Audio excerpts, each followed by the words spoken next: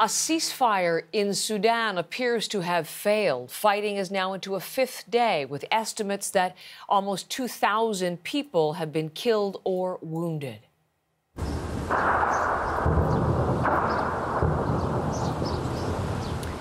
Video capturing explosions and heavy gunfire in the capital. This erupted just hours after a truce was to have taken effect. Forces loyal to the government and a rival paramilitary faction are blaming each other for violating the ceasefire. The fighting has led to a humanitarian crisis in Sudan. Abby Kugathasan is following the latest developments. She's live in London for us today. Abby, yesterday, just as our program was concluding, we were announcing word of this ceasefire, supposed to be for 24 hours. And based on that video, it has not held. What happened?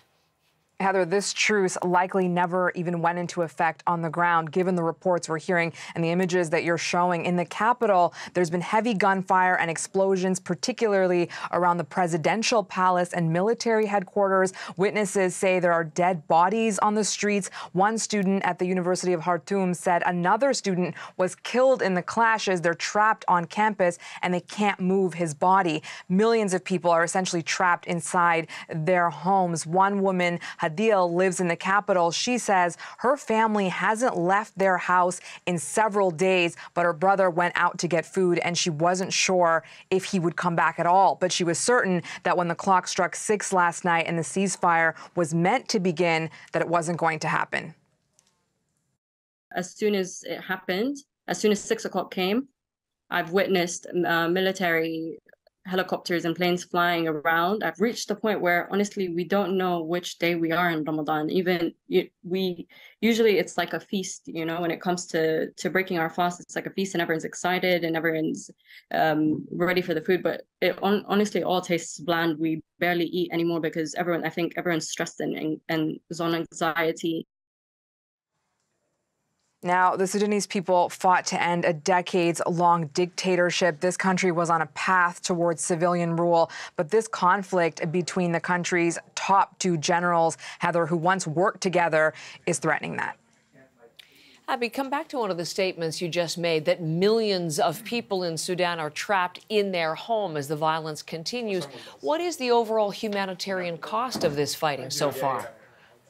You know, they're staying home because they're afraid of what's happening on the streets. Some people weren't even sure if the Sudanese army had agreed to this ceasefire. And as we can see, it hasn't gone into effect. And they're certainly concerned about running out of food and essential supplies. There are reports of power cuts as well. And those who can actually get to a hospital if they need medical help may find that the building no longer exists, that it's been destroyed. One clinic was actually struck after the ceasefire was meant to go into effect. Now, some hospitals are also closing because they don't have enough staff and they don't even have the basic of medical supplies. Here's the head of the Sudan delegation for the Red Cross and Crescent Societies.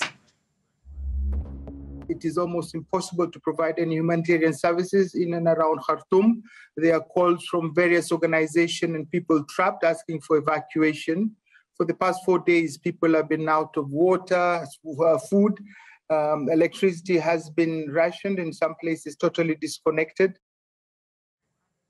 Now, this violence started over the weekend, and we are hearing now from the Japanese Defense Ministry saying that they're going to look to evacuate about 60 of their nationals from the country. Again, the truce that was brokered by the United States appears not to have taken place in the first place at all, Heather.